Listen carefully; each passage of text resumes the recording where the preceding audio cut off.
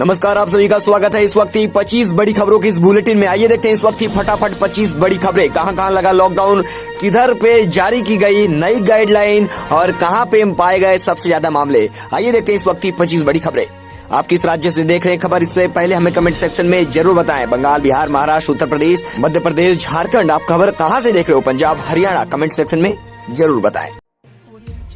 पहली बड़ी खबर आपको बता दें, चुनाव आयोग ने पंजाब विधानसभा चुनाव स्थगित करने का फैसला किया है। पहले ये मतदान यानी वोटिंग 14 फरवरी को होना था, लेकिन अब 20 फरवरी को होगा। इससे पहले लगभग सभी पार्टियों ने चुनाव आयोग से पंजाब की सभी 117 विधानसभा सीटों पर एक चरण में 14 फरवरी को होने वाले मतदान को कुछ दिनों के लिए स्थगित करने को कहा था। पार्टियों का कहना था कि राज्य के दलित समुदाय के बहुत से लोग संत रविदास की जयंती पर वाराणसी जाएंगे। रविदास जयंती 16 फरवरी को है। कांग्रेस के अलावा भाजपा ने भी चुनाव आयोग से मतदान टालने का आग्रह किया था, जिस पर आयोग ने सोमवार को फैसला लिया। अब पंजाब विधानसभा चुनाव की तारीख 20 फरवरी को कर दी गई है, यानी अब मतदान पंजाब में 20 फरवरी से होगा, पहले चरण का। दूसरी बड़ी खबर आपको बता दें, अगले 2 दिनों तक कई राज्यों में भीषण ठंड पड़ने वाली है और लोगों को मुश्किलों में डालने वाली है और लोगों की भी मुश्किलें बढ़ने वाली है। मौसम विभाग यानी IMD के अनुसार पंजाब, हरियाणा, छत्तीसगढ़, चंडीगढ़, दिल्ली, पश्चिमी उत्तर प्रदेश, मध्य प्रदेश और राजस्थान में अगले 2 दिनों तक कड़ाके की सर्दी रहेगी। इस दौरान इन सभी जगहों पर रात और सुबह के समय घना कोहरा भी छाया रहेगा। मौसम विभाग ने जानकारी देते हुए कहा, 18 जनवरी से वेस्टर्न डिस्टर्बेंस के चलते पश्चिमी पर्वतीय क्षेत्र के मौसम पर असर पड़ सकता है। इसके अतिरिक्त 18 से 21 जनवरी के बीच में एक और वेस्टर्न डिस्टर्बेंस दस्तक देगा, जिसकी वजह से नॉर्थ ईस्ट इंडिया के मौसम पर असर पड़ सकता है। तीसरी बड़ी खबर आपके काम की है, लगातार देश में तेजी से बढ़ रही है शुगर की बीमारी। ये खबर आपके काम की है। आपको बता दें, अंजीर एक ऐसा ड्राई फ्रूट है जिससे जिंक, मैग्नीशियम, आयरन जैसे तमाम पोषक तत्व पाए जाते हैं, जो अच्छी सेहत के लिए बेहद जरूरी है। एंटीऑक्सीडेंट और फाइबर से भरपूर अंजीर में उच्च मात्रा में पोटेशियम भी होता है, जो बॉडी में शुगर के स्तर को कंट्रोल करने में काफी कारगर माना जाता है। खासकर टाइप 2 डायबिटीज के मरीजों के लिए अंजीर का सेवन बेहद फायदेमंद है, तो अंजीर का सेवन जरूर करें जो शुगर से परेशान हैं। वहीं अगली बड़ी खबर स्कूलों को लेकर है। महाराष्ट्र के स्वास्थ्य मंत्री ने स्कूलों पर बड़ा बयान दिया है। महाराष्ट्र के स्वास्थ्य मंत्री राजेश टोपे ने कहा कि महाराष्ट्र में स्कूलों को फिर से खोलने की मांग पर अगले 10 से 15 दिनों के बाद विचार किया जाएगा। छात्रों की पढ़ाई के नुकसान और बच्चों को कोविड-19 संक्रमण की घटनाओं को ध्यान में रखते हुए कोई फैसला लिया जाएगा। स्वास्थ्य मंत्री राजेश टोपे ने यह भी कहा कि मामले पर अंतिम फैसला उद्धव ठाकरे लेंगे कि स्कूल कब खोलना है, बच्चों पर क्या असर पड़ेगा कोरोना से, इस पर स्थिति पर समीक्षा करने के बाद उद्धव ठाकरे फैसला लेंगे।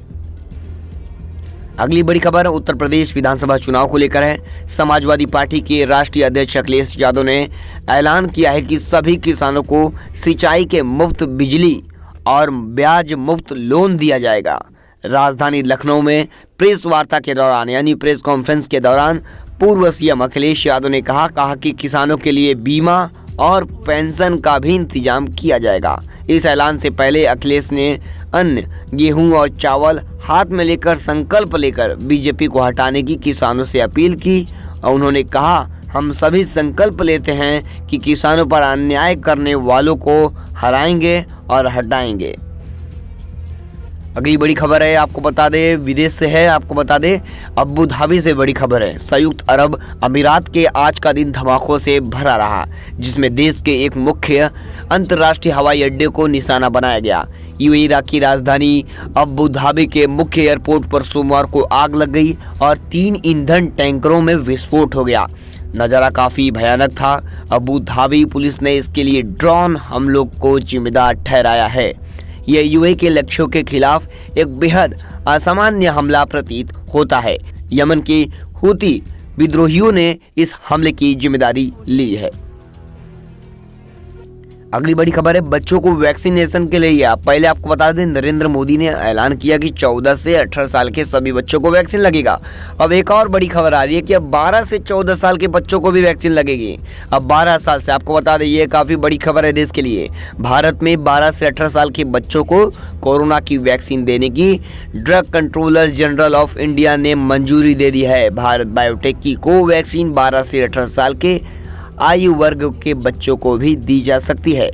कब से वैक्सीनेशन शुरू होगा ये ऑफिशियली अनाउंसमेंट नहीं हुआ है, लेकिन बच्चों के वैक्सीनेशन के लिए मंजूरी दे दी गई है। महाराष्ट्र में कोरोना का कहर कायम है। रविवार के दिन भी महाराष्ट्र में कोरोना ने 40,000 का आंकड़ा पार कर लिया। पिछले 24 घंटे में महाराष्ट्र में 41,327 नए केस सामने आए हैं।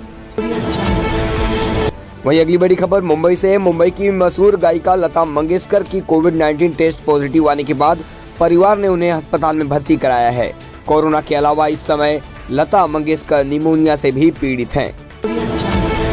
कोरोना के बढ़ते मामलों के बीच राहत भरी खबर है। मुंबई में 15 जनवरी के बाद और दिल्ली में अगले हफ्ते से कोरोना के मामले कम होने लगेंगे। IIT कानपुर के प्रोफेसर मनिंदर अग्रवाल ने यह दावा किया है।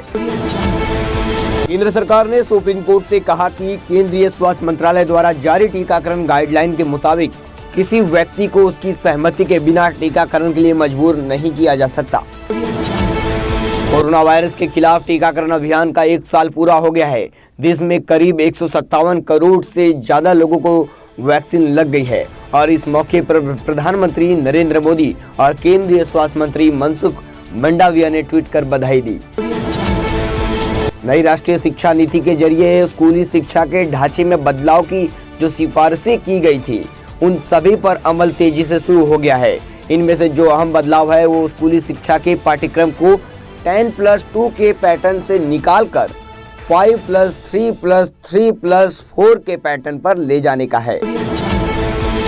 मौसम विभाग ने अगले 2 दिनों के लिए पंजाब, हरियाणा, चंडीगढ़, दिल्ली, पश्चिम उत्तर प्रदेश, मध्य प्रदेश और राजस्थान के अलग अलग हिस्सों में कड़ाके की ठंड पड़ने का अनुमान व्यक्त किया है।